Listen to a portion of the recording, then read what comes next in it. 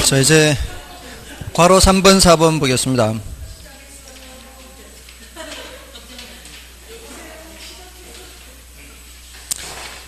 수익률 하고요. 다음에 위험과 수익 관계죠. 자, 위험에 대해서 지금 다 살펴봤죠. 위험에 대해서 쭉 살펴봤고요. 다음에 이제 수익에 대해서인데, 수익은 뭐 많지가 않습니다. 수익은 이제 그 구별해야 되는 게 기대 수익률, 요구 수익률 요 두 가지예요.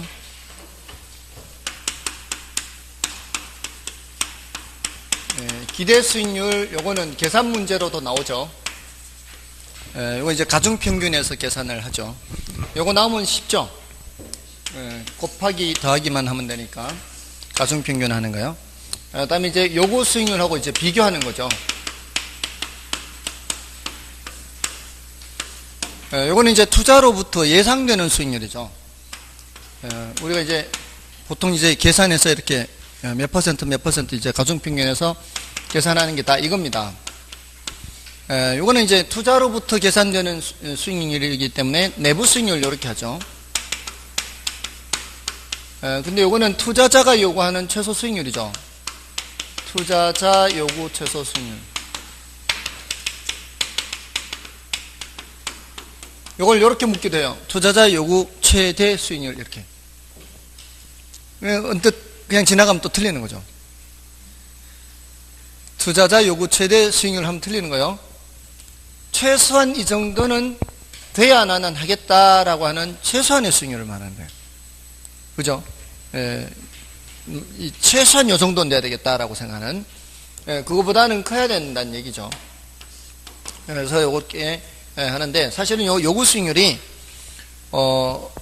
다른 데 있어요. 다른 데.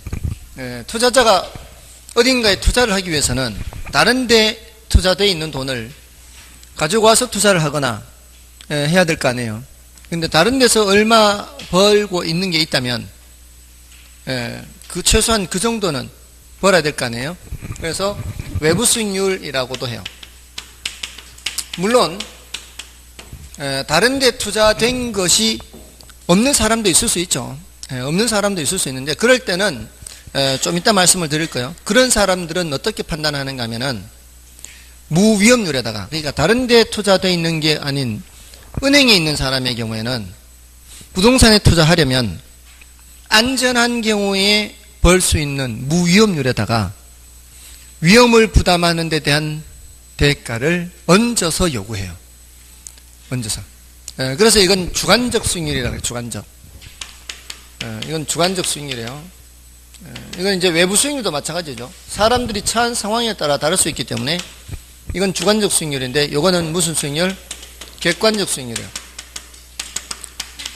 그래서 이거는 누가 계산하든 똑같은 값이 나오는 것이고요.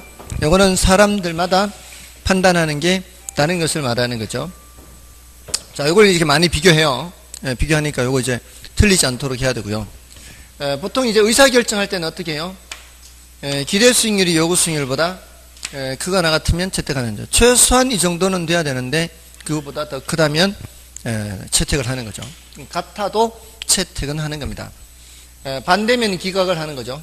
이렇게 하면은 이제 채택, 이러면은 기각, 이렇게.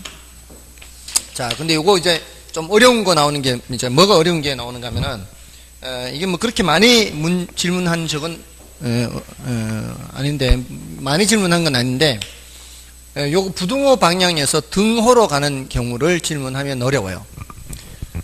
기대 수익률과 요구 수익률이 이런 상태는, 이거는 기각한다 그랬죠. 기각을 하게 되면은 사람들이 부동산에 대한 투자를 꺼리는 거잖아요. 그러면 부동산에 대한 수요가 줄어드는 거예요. 부동산에 대한 수요가 줄어들면은 부동산 가격이 어떻게 해요?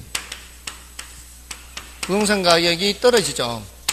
이 부동산 가격이 떨어지면서 기대 수익률은 올라가요. 자, 사람들이 이걸 이제 헷갈려 해요. 이걸 이제 어떻게 헷갈리지 않는가 하면은, 이거를 사려고 하는 사람 입장에서 계속 유심히 관찰한다 생각해 보세요. 이러니까 안 사려고 하는 거잖아요. 안 사면 계속 가격이 떨어지면은 이제 아주 많이 떨어지면 이제 어떤 생각이 들어요? 이제는 좀 살만하지 않을까? 이런 생각이 들 거 아니에요. 그러니까 임대료 수입이 예를 들어 한 달에 100만 원인데, 야, 한 달에 100만 원이면 1년에 1200인데, 그걸 10억 주고 사라. 그러면은 사겠냐, 이 말이에요. 10억 해가지고 1년에 1200이면 1.2%밖에 안 되잖아요. 그죠? 그러니까 안 사니까 어떻게 가격이 점점 떨어져서 이제 5억까지 떨어져, 5억. 5억까지 떨어졌으면 이제 1200이면은 상황이 다르죠, 이제. 5억이면은 1200이면은 몇 프로예요? 2.4% 이제 올라간 거죠, 2.4%로. 이제 조금 올라갔네. 근데 아직도 비싸. 그럼 자꾸 떨어져서, 한 3억까지 떨어져, 3억. 그럼 3억까지 떨어져서 1200이면 뭐예요? 이제 4%까지 올라갔지. 계속 그런 식으로. 가격이 떨어지면 떨어질수록 이제 2억까지 떨어져서 2억에 1200이면 6%죠. 이제 좀 살만하네. 이렇게 되는 거죠. 뭔 뜻인지 아시겠죠? 가격이 떨어지면 떨어질수록 기대 수익률은 올라가는 거예요. 투자 금액이 작아지니까.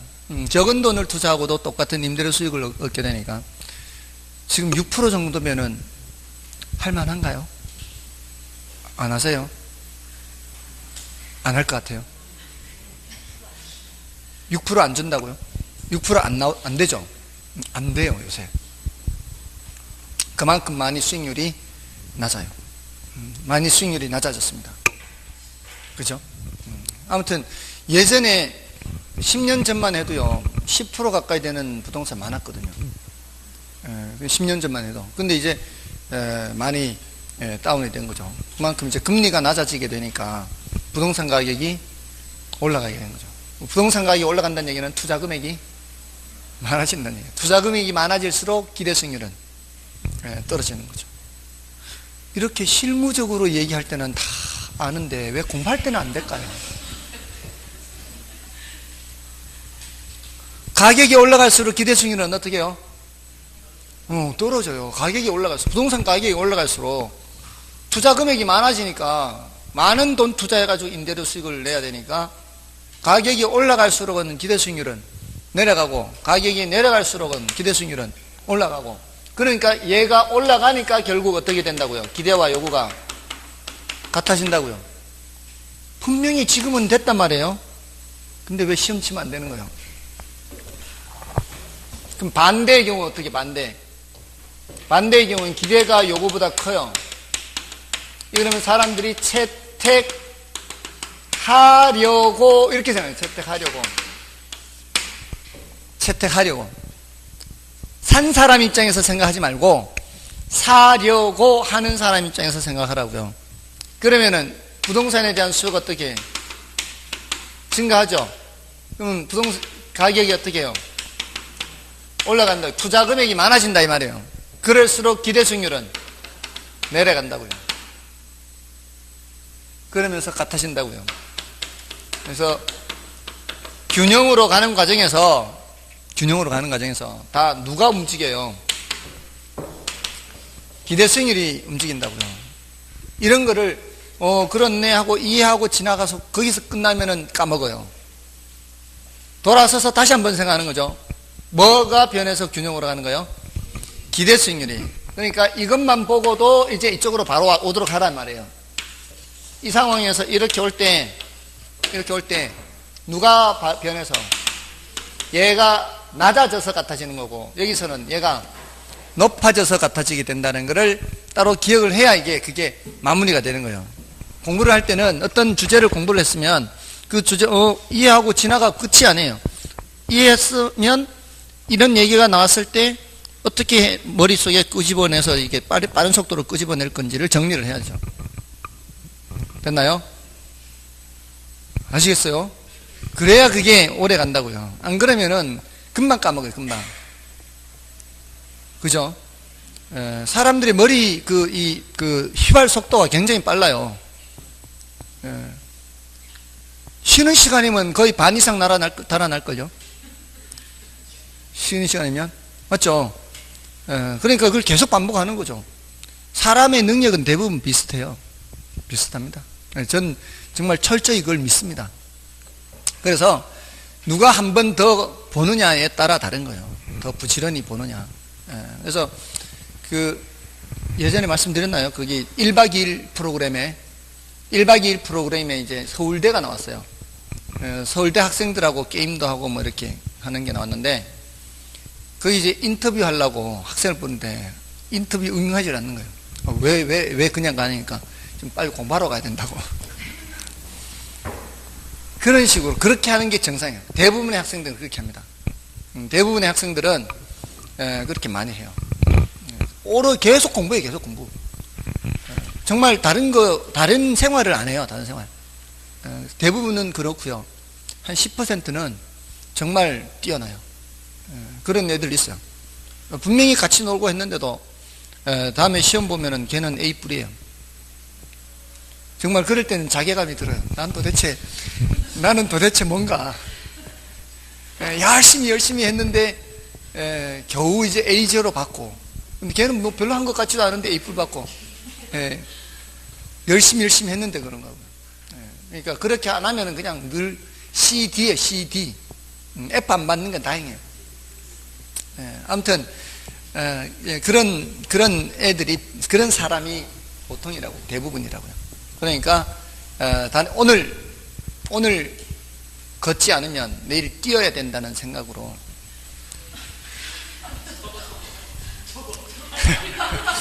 오늘 걷지 않으면 내일 뛰어야 돼요. 그런 생각으로 오늘 할 거 오늘 해야 돼요. 정말 예전에 공부할 때 그 심정으로 했어요. 오늘 할 거 안 하면 내일 더블 해야 되잖아요. 그러니까 오늘 할 거 반드시 해야 되는 거죠. 그래서 예전에 어떻게 했냐면은 이제 막상 공부를 딱 하려고 마음을 먹잖아요. 저는 중3 때부터 공부를 시작했어요. 중3 때부터 공부를 본격적으로 시작했는데, 그전에는 시험 때만 하는 거죠. 시험 때만. 그러니까 시험, 중간고사, 기말고사 이때만 하는데, 중3 때 처음으로 이제 시험 기간 아닌 때 공부를 한 거죠. 이렇게 학교에 남아서. 스스로 자율학습한 거죠. 스스로 학교에 남아서 이제 어두워질 때까지 하고 이제 집에 가서 저녁 먹고 이렇게 했는데, 그렇게 스스로 할 때 가장 막막했던 게 어떻게 해야 되는지를 모르는 거죠. 그리고 지금까지 안 한 거, 지금까지 못해서 밀려 있는 거, 여기에 대한 부담이 있는 거죠. 막상 하려고 보니까 너무 지금까지 한 게 없으니까. 이미 진도 나가는 거 있잖아요. 진도 나가는 거.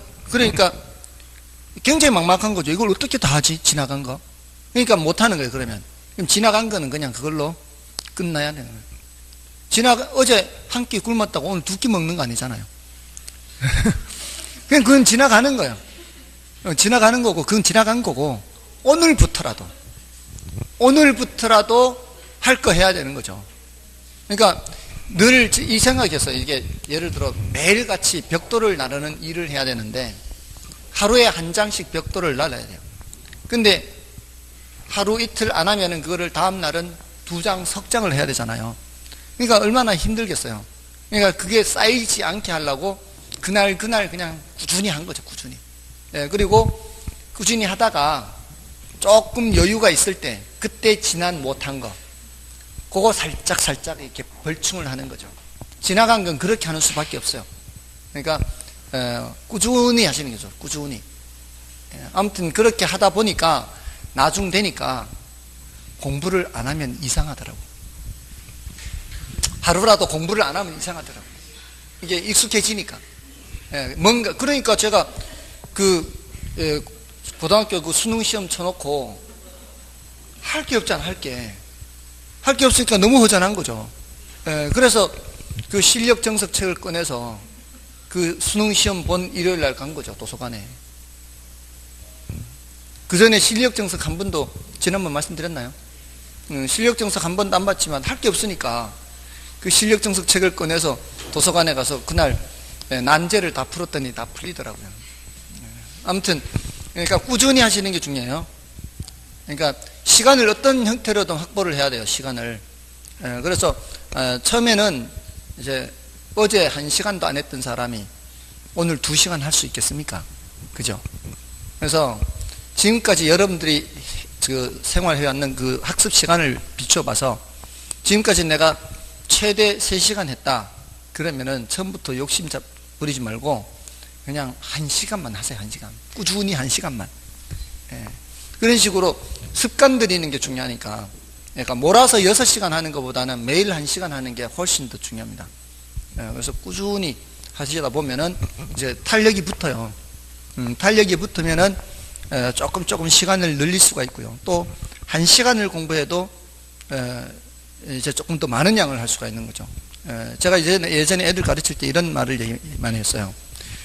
이게 처음에는 1시간을 해도 많이 못 보지만, 뭐 5페이지, 10페이지밖에 못 보지만 자꾸 능력이 길러진다. 능력이 길러지면 이제 어린 애가 자랄 때 밥을 자꾸 먹으면은 덩치가 커지면서 무거운 걸 점점 들 수 있잖아요. 더 많은 양을 이제 일을 할 수 있잖아요. 그런 것처럼 능력이 생기니까 공부를 하다 보면은 능력이 생긴다. 그러면은 같은 시간을 해도 더 많은 양을 할 수가 있다. 그래서 제가 예전에 전교 1등 하는 애들은 특별한 애들인 줄 알았어요. 쟤네들은 분명히 내가 보지 않는 다른 먼 좋은 책을 보고 있을 거야. 나는 책을 사서 보는 게 없고 이제 그냥 학교 교과서 위주로만 보니까 다른 책 보는 게 없으니까 다른 애들은 막 참고서도 사서 보고 하더라고요. 근데 뭐 그럴 형편이 안 되니까 그냥 책 한 권 딸랑 종합수련장 뭐 이런 것만 한 권 있으니까 다른 애들은 무슨 좋은 책이 있어서 거기서 문제가 다 나올 거야. 이런 생각을 한 거죠. 아니면은 쟤네들은 시험 치기 전에 혹시 시험지를 빼돌리는 거 아닌가? 이렇게 이런 생각도 했는데 근데 중3이 돼서는 이제 그런 비합리적인 생각을 안 하죠. 다 똑같을 것이다. 그러고 나서는 이제 그렇게 공부를 하기 시작했는데 역시나 다른 거 없어요. 그냥 교과서, 그냥 보는 책, 그게 다예요. 그냥 꾸준히 하는 거죠. 꾸준히. 그러니까 첩경이 없다 그랬죠. 왕도가 없다 그랬죠. 공부에는 왕도 없어요. 그냥 열심히 하는 거예요. 꾸준히. 그러면은 실력이 향상되고 나중 되면은 전교 1등 하는 애나 반에서 1등 하는 애나 반에서 중간 하는 애나 공부하는 시간은 비슷해요. 공부하는 시간은 비슷한데 그 효율이 다른 거죠. 그러니까 위로 올라갈수록 능력이 점점 생기기 때문에 1시간 동안 할 수 있는 양이 훨씬 더 늘어나는 겁니다. 훨씬 더 효율적으로 하는 거죠. 저도 마찬가지 2시간을 공부하면은 더 효율적인 방법을 이제 터득을 한 거죠. 나중에. 그러니까 잊지 않고 이틀 전에 공부했던 거는 반드시 복습을 해요. 이틀 전에 공부한 거는 반드시 복습을 해요. 그 복습하는 시간은 불과 얼마 안 돼요. 복습하는 시간은 이틀 전에 2시간을 했으면 한 30분만 복습을 하면은 이틀 전에 했는 걸 다 볼 수 있어요. 2시간 동안 했는 걸 다 볼 수 있어요. 그리고 그거를 다시 한 4, 5일 뒤에 한 5분에서 10분 보면은 다 또 터치를 해요. 그러면 일주일 사이에 거의 3번을 보는 셈이거든요. 이게 더 효율적인 방법인 거라는 거죠. 똑같은 시간을 공부해도 잊지 않고 언제 메모를 하는 거죠. 이렇게 표시를 해두고 언제 공부한 거 해서 요거 잊지 않고 그날 가서 잊기 전에 하는 거, 잊기 전에. 그러면은 단 30분, 5분 하는 게 2시간 하는 거와 같은 효과라는 거죠. 그게 이제 쌓이면은 적은 시간만 해도 어느 정도 되기 때문에 막상 시험 기간이 됐을 때는 조금만 보면 되는 거예요. 그러니까 당일치기가 가능해지는 거죠. 중간고사, 기말고사 별 부담 없어요. 그냥 이렇게 이미 해놓은 게 있었기 때문에 오히려 기말고사, 중간고사 이럴 때는 영어, 수학, 국어는 안 하는 거죠. 평소에 하니까. 그러니까 그렇게 한 거는 이제 그날 공부한 학습한 거는 그날 바로바로 해놨으면은 시험 치기 전에는 그냥 하루 전날 다 볼 수 있는 거죠. 그게 효율이에요, 효율. 그러니까 그런 똑같은 시간을 공부하더라도 훨씬 더 효율적으로 할 수 있으니까 그걸 자꾸 생각을 하시라고요. 그러니까 복습을 하라는 게 그래서 하라는 거예요. 복습을 그날 바로 복습을 하라는 게 그날 해야 그만큼 시간이 덜 드는 거예요. 그걸 지나버리면은 새로 본 것 같아서 시간이 많이 걸려요. 그러니까 잊지 않고 그렇게 하는 거죠. 그게 그래서 공부는 머리로 하는 게 아니라 몸으로 한다라고 얘기하는 겁니다. 잊지 않고 귀찮지만 해야 되거든. 귀찮잖아요. 근데 해야 돼. 그러니까 머리로 하는 게 아니라고요. 몸으로 하는 거예요. 몸으로. 아무튼 자 이렇게 이제 정리를 하시고요. 기대 수익률, 요구 수익률. 다음에 이제 요구 수익률에 대해서는 조금 더 이제 말씀을 드릴 게 있는데 그 86쪽에 가시면은 그 실현 수익률, 동그라미 3번의 실현 수익률은 별로 중요한 거 아니에요. 이거는 사후적으로 나타난 수익률이기 때문에 중요한 건 아니고요. 그 요구 수익률 표에 보시면은 요구 수익률의 디귿에 보시면은 차선의 투자안에 대한 기대 수익률 하는 게 있죠. 자, 요거는 좀 어려운 표현이에요. 차선의 투자안에 대한 기대 수익률은 요거는 그 어떤 사람들이 투자를 하려고 할 때 A, B, C, D 이렇게 여러 가지 있잖아요. 여기 이제 각각의 기대 수익률을 계산해 보세요. 예를 들어 이게 10%, 11%, 12% 이렇게 기대 수익률을 계산하면은 여기에 투자를 할까 말까 고민하는 사람 입장에서는 여기에서 최소한 몇 프로 이상이 나와야 돼요. 12% 이상은 나와야 될 거 아니에요. 12% 이상은 나와야 여기 투자를 할 건데 여기가 만약에 13%가 나온다. 이거 선택하는 거죠. 선택할 거 아니에요. 근데 이 사람이 이걸 계산하기 전에 A에 대해서 최소 몇 프로 이상 돼야 된다 그랬어요? 12% 이상 돼야 된다 그랬잖아요. 그 12%가 바로 A의 요구 수익률이라고요. 아직 이걸 계산하기 전에는. 그러니까 요구 수익률이라는 거는 다른 거 포기해야 되는 것 중에 가치가 가장 높은 거예요. 그래서 얘는 요구 수익률은 기회비용 개념이 있어요. 기회비용. A를 선택하기 위해서는 뭐를 포기해야 돼요? A를 선택하기 위해서는 B를 포기해야 된다 이 말이에요. 그래서 기회비용 개념이고, 그리고 A를 선택했다면 B는 차선이 되는 거예요. A가 최선이고, 그러면은 A의 요구 수익률은 차선의 기대 수익률이다. 같은 의미란 말이에요. 그래서 그런 좀 어려운 표현이고요. 나머지는 이제 됐고요. 설명 다 드렸고요. 그 동그라미 4번 다 설명드렸어요. 자, 이제 87쪽에 가시면 이제 동그라미 5번에 소득이득률, 자본이득률은 말이죠. 자, 그걸 보시면은 소득이득, 자본이득, 종합수익 하죠. 소득이득은 임대료 수입, 자본이득은 시세차익 있잖아요. 그 두 개를 다 합한 게 뭐예요? 종합수익률 이렇게 되는 거죠. 자, 우리가 부동산에 투자할 때는 이거 항상 두 가지를 다 얘기를 해야 되는 거죠. 다음에 이제 투자가치와 시장가치에서는 투자가치는 그 뜻이 투자가치란 대상부동산이 의사결정자인 투자자에게 부여하는 주관적 가치입니다. 주관적 가치. 그래서 부동산으로부터 기대된 미래의 편익이 투자자에게 부여하는 현재 가치를 말합니다. 그래서 위험이 클수록 요구 수익률이 커지며 요구 수익률이 클수록 투자 가치는 작아지게 돼요. 그러니까 위험이 클수록 결국 어떻게 된다? 투자 가치는 작아진다는 거죠. 그 밑에 공식 있죠? 투자 가치는 요구 수익률분의 장래 기대 수익. 거기서 위험이 클수록 뭐가 커지게 되고 요구 수익률이 커지게 되고 요구 수익률이 커질수록 투자 가치는 작아지고 그렇게 되는 겁니다. 그 공식은 그 공식 있죠? 그 공식은 영구히 예상되는 순수익의 경우에 적용하는 겁니다. 영구히. 그 공식은 언제 나오는가 하면은 문제에서 혹시라도 영구히라는 말이 나올 때 영구히라는 말이 나오면서 투자 가치를 물을 때는 그 공식 쓰는 겁니다. 그 장래 기대 수익이 어떤 수익인가? 이거는 영구히 발생하는 수익이라 해야 되고요. 매년 일정한 수익이 발생하는 경우입니다. 이때 그 공식 투자 가치는 요거 쓰는 거예요. 투자 가치는 요구 수익률분의 장래 기대 수익 이렇게 쓰면 돼요. 자, 이 투자 가치는 주관적 가치고 시장 가치는 객관적 가치고 이렇게 생각하시면 돼요. 그래서 넘어가시면은 투자 가치, 시장 가치 있죠.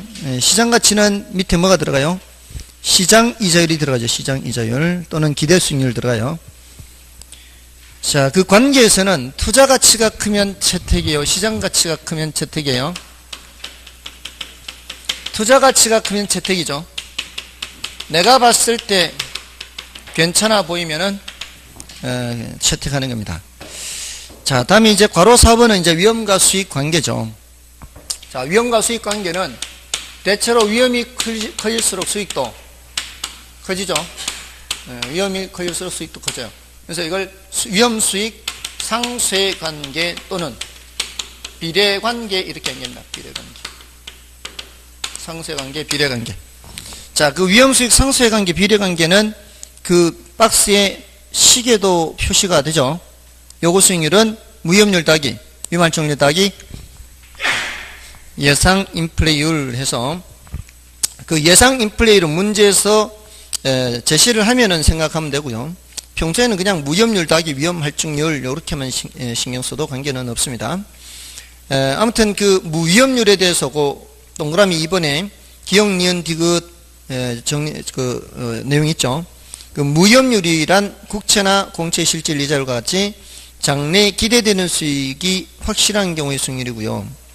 다음에 무위험률은 시간에 대한 대가가 되고 또 무위험률의 크기는 일반 경제 상황과 관련이 있습니다. 따라서 신용의 제한이나 화폐 공급과 수요, 저축률과 투자율 이런 것들이 무위험률에 영향을 주게 됩니다. 그 소리는 무위험률이 고정되어 있는 것이 아니라 뭐란 얘기요? 시장 상황에 따라 바뀔 수 있다란 뜻입니다. 무위험률은 가변적이다, 고정적이다. 가변적이다 이 뜻이에요. 자, 그 다음에 이제 위험 할증률, 그 동그라미 3번에 있죠. 다른 말로 위험 대가율, 위험 보상률 하기도 하고, 영어로는 맨 밑에 리스크 프리미엄이라고 그러죠. 프리미엄. 위험 할증률. 그 다음에 이제 오른쪽에 니은의 위험 할증률은 시장 위험뿐만 아니라 개별 투자가 안고 있는 위험에 따라서도 변화합니다. 그리고 투자자의 개별적인 위험 혐오도와 시장의 무위험률과는 상관이 없어요. 무위험률은 요구 수익률은 어떻게 되어 있어요? 무위험률 더하기 위험 할증률 더하기 예상 인플레이율 하잖아요. 얘는 이 말이에요. 얘하고 아무 관계 없거든요. 요거하고 얘는 관계 없어요. 근데 여기에 관계 있는 게 지금 그 니은이 있잖아요. 시장 위험뿐만 아니라 뭐에 따라서도 달라진다고요? 개별 투자에 따라서도 달라지고, 그리고 뭐에 따라서도 달라지고, 디귿에 위험에 대한 태도에 따라서도 달라지고, 이렇게 세 가지에 의해서 달라진다고요. 위험 할증률은 시장 위험에 따라서도 달라지고, 개별 투자에 따라서도 달라지고, 위험에 대한 태도에 따라서도 달라지고. 그러니까 얘네들은 뭐하고 관계없다? 무위험률과는 관계없다 이 말이에요. 다음에 이제 피쇼 효과는 이제 여러분이 봐주시고요. 됐습니다. 그 박스는 정리되어 있는 거고. 자, 이렇게 하면 이제 다 된 거죠. 위험 수익 끝났어요. 그 다음에 이제 포트폴리오하고 저 화폐 시간 가치, 오늘 여기까지만 하면 되겠네요. 포트폴리오는 이제 분산 투자죠. 자, 이제 정리만 하면 되는 거예요. 지금까지 계속 포트폴리오 이론은 계속 말씀드렸죠. 계속 설명을 드렸던 부분이고요. 포트폴리오는 이제 개념은 뭐예요? 개념 분산 투자죠. 개념 분산 투자. 이걸 통해서 얻으려는 효과는 뭐죠? 효과는 위험을 줄이는 것이고요.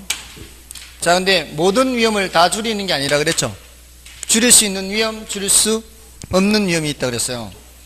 줄일 수 없는 위험을 체계적 위험이라고 해서요.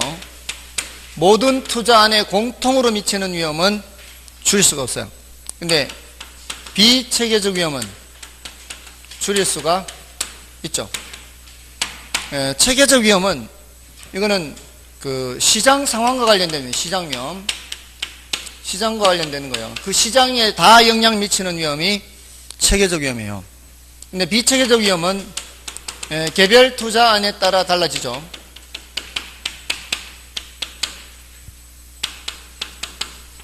개별 투자 안에 따라 달라지는 게 비체계적 위험입니다.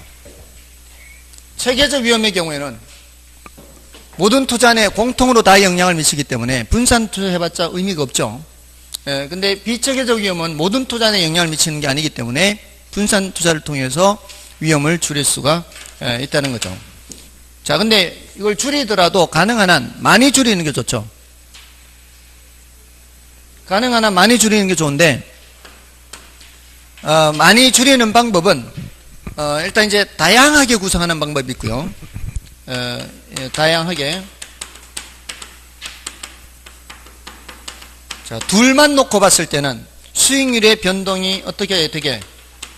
수익률 변동이 반대가 되게. 이렇게 하는 게 효과가 높다 그랬죠. 자, 수익률이 반대로 바뀌는 거는, 반대로 이제 변하도록 섞는 거는 상관계수와 관계있다 그랬어요. 이 상관계수는 두 변수 간의 상관관계를 나타내는 거예요. 이거는 이제 마이너스 1에서부터 1까지 값을 갖죠. 이게 이제 마이너스 1이 왼쪽 끝, 플러스 1이 오른쪽 끝인데, 이거를 그래프로 나타내면은 1인 경우에는 어떻게 나타나는가 하면은, 1인 경우에는 모든 경우의 점들이 다 같은 직선 위에 있어요. 완벽하게 일정한 패턴에 따라 움직여요. 위험이 커질 때 수익도 커지고 이렇게 이런 식으로 완벽하게 똑같은, 이제 A가 커질 때 B도 커지고 A가 작아질 때 B도 작아지고, 마이너스 1인 경우는 이런 경우로 완벽하게 모든 점들이 직선 위에 있는 경우가 1과 마이너스 1인 경우예요. 근데 대부분의 경우는 우리가 투자를 하게 되면 이렇죠. 이렇게 위험이 클수록 대체로 어때요? 위험이 클수록 대체로 수익이 크잖아요. 근데 항상 그런 건 아니거든요. 그러니까 대체로는 이런 식으로 나타나요. 이렇게 나타나면은 뭐 한 0.9, 0.8 이게 오밀조밀 모여 있을수록 1에 가까운 거예요. 0의 경우는 이런 경우예요. 거의 원. 이러면 0이에요. 반대쪽으로 이렇게 되면은 마이너스 0.2 뭐 이런 식으로 이렇게 모일수록 마이너스 0.4, 마이너스 0.7, 마이너스 1일 때는 직선. 그러니까 직선의 경우는 있을 수 없는 거죠. 수학적으로만 가능한 얘기고요. 현실적으로는 1과 마이너스 1인 경우는 없다고 보면 돼요. 근데 이제 이론적으로 상관계수가 1이면은 두 개의 투자안이 완벽하게 똑같이 움직여요. 같은 방향으로 똑같이 움직여요. 이러면은 분산 투자의 의미가 없는 거죠. 그래서 이때는 분산 효과가 전혀 없어요. 1이 아니어야 분산 효과가 있는 거예요. 1보다는 작고 마이너스 1보다는 크거나 같으면은 효과가 있는 거죠. 근데 어느 쪽으로 갈수록 효과가 높아요? 마이너스 1 쪽으로 갈수록 효과가 높은 거죠. 그래서 상관계수가 마이너스 1일 때는 효과가 가장 높아서 비체계적 위험을 뭐까지 줄일 수 있다? 0까지 줄일 수 있다는 거죠. 여기 이제 효과가 가장 높을 때죠. 여기 이제 그 개념상으로는 분산 투자를 보통 많이들 얘기하는 게 계란을 한 바구니에 담지 마라. 이렇게 얘기를 하죠. 계란을 한 바구니에 담지 마라. 근데 이제 하더라도 될 수 있으면 이렇게 반대로 하라는 얘기는 옛날에 많이 봤었는데 요즘은 모르겠네요. 그 단독주택 지역에 얼음집이 있었거든요. 얼음집. 옛날에 기름 보일러 많이 쓸 때 얼음집에서 기름을 팔았어요. 겨울에는 기름 팔고 여름에는 얼음 팔고.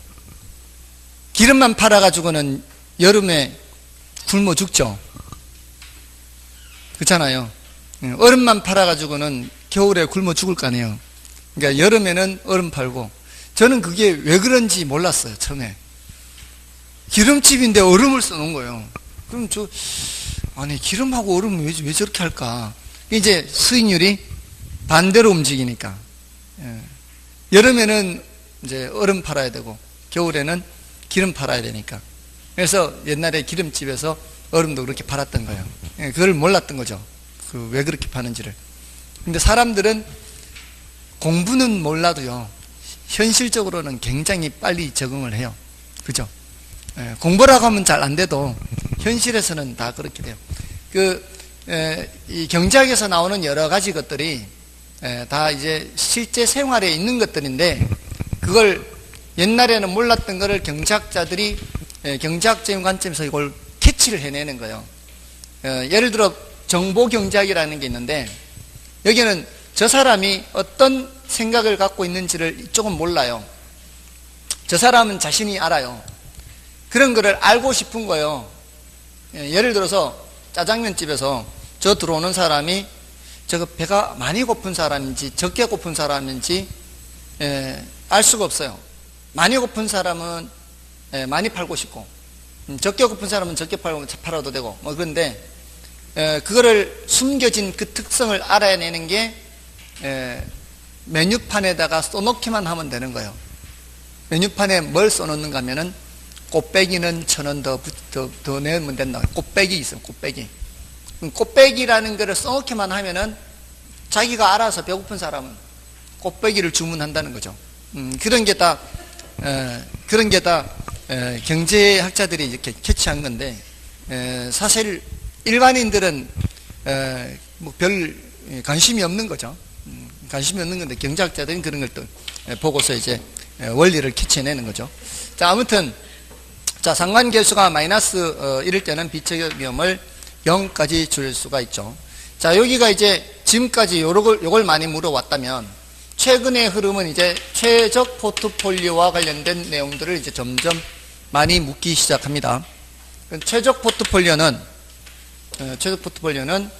효율적 전선과 무차별 곡선이 접하는 점이죠. 접하는 점. 이게 효율적 전선과 무차별 곡선이 접하는 점.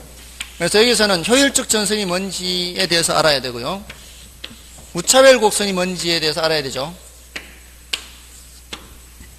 효율적 전선은 주어진 위험하에서 수익률이 가장 높은 점을 연결한 선이죠.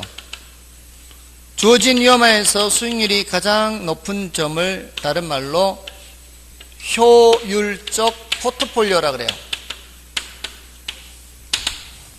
자, 그럼 어떻게 표현할 수 있는가 하면은, 주어진 위험하에서 수익이 제일 높은 거고, 효율적 포트폴리오를 연결한 선, 이게 효율적 전선이에요. 또는 여기가 지금 수익이잖아요. 이쪽이 위험이고, 동일한 수익률 하에서는 위험이 가장 작은 포트폴리오예요. 동일한 수익률 하에서는 위험이 가장 작은 포트폴리오입니다.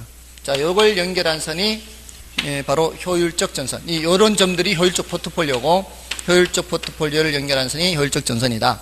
그 다음에 무차별 곡선은 무차별 곡선이죠. 무차별 곡선은 만족도가 똑같은 점을 연결한 선이죠.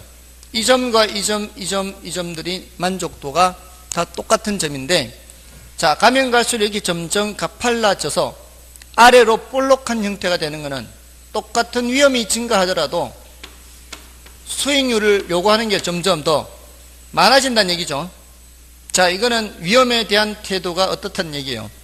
위험 회피형이기 때문에 그래요. 똑같은 만족도인데 위험이 똑같이 커지더라도 수익을 많이 얹어줘야 똑같은 만족도가 유지된다는 뜻이죠. 그래서 이 아래로 볼록의 의미가 뭐다?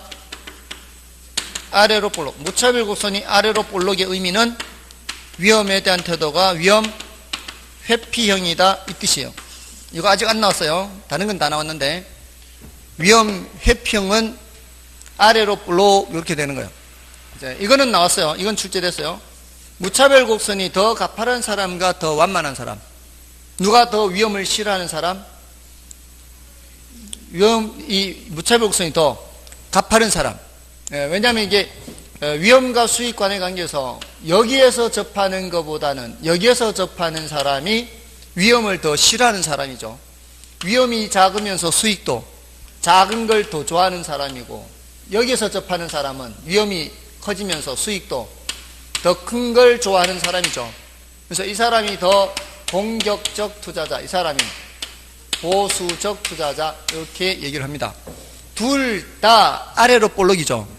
둘 다 아래로 볼록이라는 것은 둘 다 위험 회피형이다, 이렇게 얘기를 할 수가 있다는 거죠. 자, 그게 이제 포트폴리오 이런 정리예요. 자, 그 앞에 91쪽에 평균 분산 결정법도 있으니까 그걸 좀 체크해 보겠습니다. 91쪽 이제 평균 분산 결정법에서는 평균 분산 지배 원리라고도 하고요. 그거는 박스 안에 뭐라고 되어 있어요? 투자 대안의 위험이 같으면 기대 수익이 가장 높은 대안을, 투자 대안의 기대 수익이 같으면 위험이 가장 낮은 대안을 선택하는 의사결정 방법이 평균 분산 결정법입니다. 다른 표현으로 평균 분산 지배 원리라고도 해요. 지배 원리. 누가 누구를 지배한다는 거예요? 더 잘난 놈이 더 못한 놈을 지배한다는 얘기죠. 똑같은 수익일 때는 위험이 작은 놈이 지배, 똑같은 위험일 때는 수익이 큰 놈이 지배한다 이런 얘기죠. 자, 그래서 넘어가시면은 그 평균분산결정법의 내용에서 괄호 2번의 내용이 있죠. 그래서 A, B, C 이렇게 표가 있는데 A와 B 수익은 똑같죠. 표에 수익은 10%로 똑같은데 위험이 2.8% 더 적을 때는 A가 B를 지배하는 거고요. B와 C는 위험이 똑같고 수익이 다르죠. 이럴 때는 수익이 더 큰 C가 B를 지배한다 이렇게 하는데 A와 C 사이에서는 누가 누구를 지배한다라고 얘기할 수가 없어요. 이걸 평균분산 오류라고 하죠. 그러니까 A와 C 사이에서는 평균분산 오류가 나타날 때 그때 그 표의 제일 오른쪽에 변이계수를 통해서 해결할 수가 있죠. 그래서 A의 변이계수는 0.28, C의 변이계수는 0.25죠.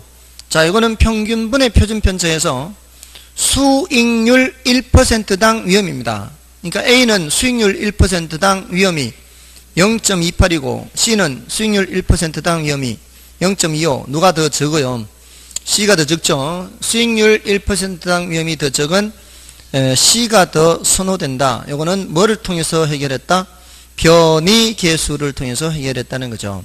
자, 이렇게 변이계수를 통해서 해결하거나 포트폴리오를 통해서 해결할 수가 있다라는 겁니다. 자, 다음에 이제 넘어가시면 이제 포트폴리오에서는 그 93쪽에 전통적 자산 3분법도 있죠. 전통적 자산 3분법은 부동산, 예금, 주식에 각각 적당히 분산 투자하라는 거거든요. 근데 각각 단점이 있기 때문이죠. 부동산은 황금성, 예금은 수익성, 주식은 안전성 측면에서 이 단점들이 있기 때문에 적당히 세수로 나누라는 얘기예요. 자, 그런데 그 바로 위에 동그라미 2번을 보시면 전통적 자산 3분법도 포트폴리오의 한 가지 구성 방법의 하나지만 그것이 최적의 포트폴리오를 말하는 것은 아니라는 거죠. 우리 포트폴리오 이론에서는 뭐를 찾으려고 하는 거예요? 최적의 자산 배합 비율을 찾는 거예요. 예, 최적의 자산 배합 비율로 오면은 여기는 부동산의 몇 프로, 주식의 몇 프로, 예금의 몇 프로, 이것까지 제시하는 이론이 바로 우리 포트폴리오 이론이죠. 그러니까 훨씬 더 발전된 이론이 포트폴리오 이론입니다. 그래서 포트폴리오에서는 이제 포트폴리오 위험에서 체계적 위험, 비체계적 위험, 줄일 수 있다, 줄일 수 없다. 이거 반드시 구별해야 됩니다. 지금까지 여기서 제일 많이 물었고요. 다음에 이제 포트폴리오 수익률 계산은, 자, 이거는 이제 기대 수익률 계산하는 거잖아요. 기대 수익률을 이제 여러 번 가중평균 하는 거니까 이것도 어려운 계산은 아니다. 이렇게 볼 수 있습니다. 다음에 이제 나머지는 여러분이 확인하시고요. 다음에 95쪽에서는 포트폴리오 관리, 포트폴리오 효과, 상관계수, 최적 포트폴리오 있죠. 자, 이게 포트폴리오 관리 뜻은 알아두십시오. 포트폴리오 관리란 불필요한 위험을 제거하여 최선의 결과를 얻을 수 있는 포트폴리오를 선택하는 것을 포트폴리오 관리 이렇게 얘기합니다. 최선의 결과를 얻을 수 있는 포트폴리오가 뭐겠어요? 바로 최적 포트폴리오죠. 최적 포트폴리오. 다음에 이제 포트폴리오 효과해서 이거는 위험을 줄이는 거. 위험을 줄이더라도 어떤 위험을 줄인다? 비체계적 위험을 줄이는 거. 이렇게. 그래서 가능한 한 많이 줄이는 방법에서 밑에 표는 구성 자산수가 많을수록 위험이 작아지는 걸 나타내는 거고요. 그 밑에 괄호 3번에 상관계수 있죠. 상관계수는 마이너스 1에서부터 1까지 값을 갖는데 1일 때 효과 있다 없다? 1일 때 효과 없다. 마이너스 1일 때는 효과가 가장 높아서 비체계적 위험을 뭐까지 줄일 수 있다? 0까지 줄일 수 있다. 조심해야 되는 것은 상관계수가 0일 때입니다. 상관계수가 0일 때 효과가 있어요 없어요? 상관계수가 0일 때 효과가 있습니다. 근데 언뜻 0이라는 숫자 때문에 착각할 때 있어요. 굉장히 조심해야 되죠.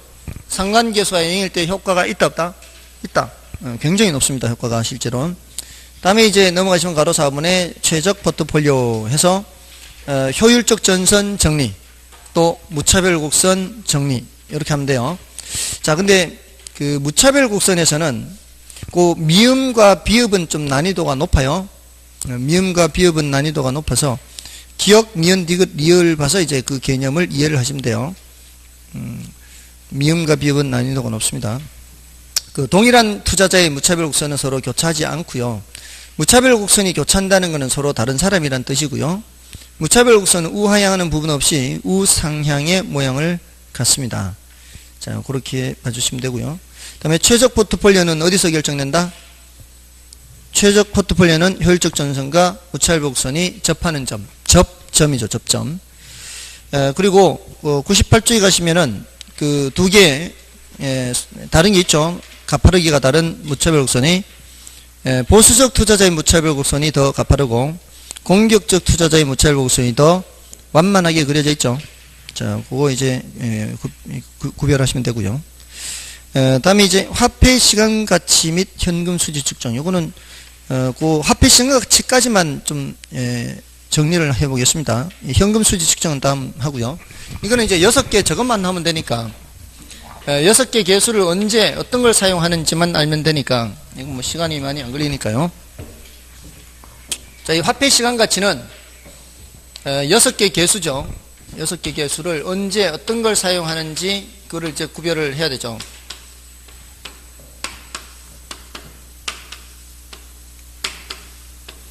자, 지금 현재 한 번, 미래 한 번, 다 한 번씩 나오는 거는 뭐예요? 일시불이죠, 일시불. 일시불의 언제 가치가 궁금한 거예요? 미래 가치가 궁금한 거죠. 그래서 일시불의 내가 계수를 적용하고요. 이럴 때는 이거 주로 언제 많이 사용합니까? 이거 주로 이거 우리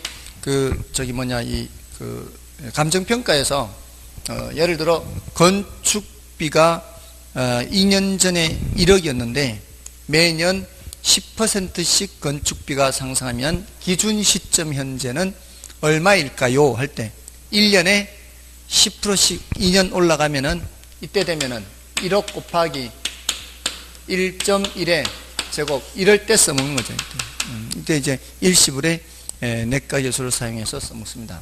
그 다음에 미래 금액이 현재 얼마가 될까요? 이럴 때는 일시불의 현가 계수를 적용하죠. 자, 이거는 이제 우리가 투자했을 때 5년 뒤에 얼마 받을 수 있을 것 같아요. 그러면 5년 뒤에 그 금액이 현재 얼마의 가치가 있을까? 이럴 때 이제 일시불의 현가 계수를 적용하게 되고요. 그 다음에 요거는 매년 말 똑같은 금액이 들어올 때, 불입될 때 미래 원금이자의 합계를 계산할 때죠. 요거는 이제 우리 적금 볼 때 적금 붙는 금액이 알려져 있을 때죠. 적금 붙는 금액이 알려져 있을 때 미래 달성되는 원금이자 합계를 구할 때 요거는 연금의 무슨 가치? 연금의 내가 계수가 필요하죠. 요거는 이제 반대로 매 기간 말 똑같은 금액이 불입이 되는데 언제 금액이 궁금한가요?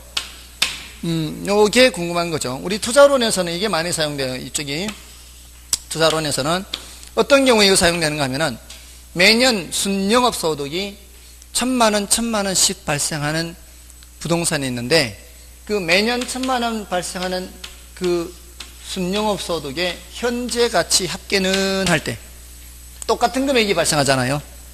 이럴 때는 뭘 적용한다고요? 연금의 현가 계수를 적용해요. 다음에 이제 마지막 두 개는 푼돈을 계산하는 거죠. 요 두 중간에 두 개는 목돈의 크기를 계산하는 건데 마지막 두 개는 푼돈의 크기를 묻죠, 문제에서. 그래서 미래돈을 알려주고 푼돈의 크기를 물으면 뭐고요? 감채기금 계수죠. 감채기금 계수. 현재 돈을 기준으로 푼돈의 크기를 물으면 이거는 저당상수죠. 이게 이제 제일 많이 사용된다 그랬죠. 이제 원리금 균등 상환에서 원리금 균등액을 계산할 때 저당상수를 이용합니다. 자, 근데 이게 역수관계라 그랬죠. 이것도 역수관계, 감채기금 계수와 이거 역수관계, 일시불끼리 역수관계인데 이 역수관계를 이용해서 원리금 균등 상환에서 잔금 비율 계산할 때 연금의 현가 계수를 이용해서 잔금 비율을 계산해요. 원금 균등 상환은 원금을 일정하게 갚아나가기 때문에 원금 균등에서는 잔금 비율을 따로 공식이라고 할 게 없어요. 원금 균등에서는 잔금 비율이 그냥 전체 기간 중에 전체 기간 분의 남은 기간 하면 돼요. 원금균등에서는 10년 만기로 돈을 빌렸는데 3년이 지났으면 몇 년 남았어요? 7년 남았죠. 그러면은 몇 퍼센트 남은 거예요? 70% 남은 거예요. 원금 중에서 70%가 남았다고요. 근데 6년 지났으면은 4년 남은 거, 이거는 40%가 남은 거죠. 원금균등 상환은 그냥 전체 기간분에 남은 기간 하면 돼요. 근데 원리금균등은 역수인 예를 이용한다. 예를. 저당상수 역수. 이 금액을 계산할 때는 저당상수지만 잔금을 계산할 때는 역수를 이용해서 잔금 비율은 전체 기간의 연금 현가계수분의 남은 기간의 연금 현가계수, 이렇게 연금 현가계수를 이용한다고요. 그래서 예를 들어 20년 중에 5년 지났다. 20년 중에 5년 지났으면 이제 몇 년 남은 거예요? 15년 남았잖아요. 근데 10%로 대출받았다. 10% 20년 만기 원리금 균등이에요. 근데 5년 경과했어. 5년 경과. 그럼 잔금 비율을 계산하려면 여기가 무슨 표인가면은 연금의 현가계수표예요. 연금의 현가계수표에 몇 프로에 와서 10%에 와서 여기는 몇 년 찾고 20년 전체 20년 찾고 그 다음에는 몇 년 찾아야 돼요? 15년 찾아야 돼요. 그럼 여기 숫자 있겠죠? 20년 10% 연금 현가계수 분해 15년의 연금 현가계수 있을 거 아니에요. 요거 분모, 요거 분자 하면은 잔금 비율이 계산이 되는 거죠. 그러니까 잔금 비율 금방 계산돼요. 원리금 균등에서는 요 표에 그냥 여기 숫자 그냥 분모 분자 하면 돼요. 그러니까 이렇게 하면은 자 5년 지났어요. 15년 남았어요. 계산을 해봤더니만 잔금 비율이 82% 이렇게 나오는 거예요. 82%. 요번에 요거 하니까. 그럼 내가 대출받은 게 2억을 대출받았는데 2년 지났으면은 얼마 남았다는 얘기예요. 2억에 82% 해서 1억 6,400만 원 남았네. 이렇게 금방 알 수 있어요. 15년 지났으면 이제 몇 년 남은 거예요? 5년 남았을 거 아니에요. 15년 지났으면 5년 남았을 거 아니에요. 그럼 여기 뭘 찾는 거예요? 5년의 연금현가계수에서 요거 분에 요거 이렇게 하면 되는 거죠. 그래서 계산했더니 43% 나와요. 그게 뭐예요? 어떻게 2억에 43% 하면은 8,600만 원 남았네. 이렇게 금방 그 잔금을 알 수가 있어요. 잔금 비율에다가 뭐만 곱하면 되니까. 대출받은 거 곱하면 되니까. 그래서 우리 시험이 이렇게도 나왔어요. 잔금 비율은 전체 기간, 저당 기간, 남은 기간, 이자율의 함수다. 이렇게 나와요. 그 소리는 전체 저당 기간, 남은 기간, 이자율을 알면 뭐를 알 수 있다? 잔금 비율을 알 수 있다. 그 소리예요. 저당 기간, 남은 기간, 그다음에 이자율의 함수다. 요 세 개 숫자를 알면은 요거 찾으니까 잔금 비율을 알 수 있다는 거예요. 그렇게도 문장으로도 나왔어요. 문장으로도. 계산으로만 나온 게 아니라 계산으로도 나왔지만 계산으로는 이제 분모 분해 분자 이거. 전체 기간의 연금 현가계수 분의 남은 기간의 연금 현가계수 이렇게. 그러니까 요걸 생각하면 되는 거죠. 역수를 이용한다. 원리금 균등 상환에서 대출받는 금액 계산할 때는 저당상수를 이용하지만 잔금을 계산할 때는 뭐를 이용한다? 연금의 현가계수를 이용한다. 이렇게 하시면 돼요. 그게 이제 잔금 비율 얘기입니다. 그래서 이거는 잔금 비율은 원리금 균등 상환의 잔금 비율이죠. 원금 균등 상환의 잔금 비율이 아니에요. 지금 말씀드리는 거는. 자, 됐고요. 나머지는 됐습니다. 뭐 이거 언제 뭐를 적용하면 되는지만 알면 되니까 이렇게 하시면 되겠어요. 제일 많이 나오는 게 뭐라고요? 요거 저당상수. 자, 됐습니다. 다음 주에는 현금 수지 측정부터 하겠습니다. 아시겠죠? 그렇게 해서 이제 투자 분석 기법으로 들어가 있습니다. 애쓰셨습니다. 감사합니다.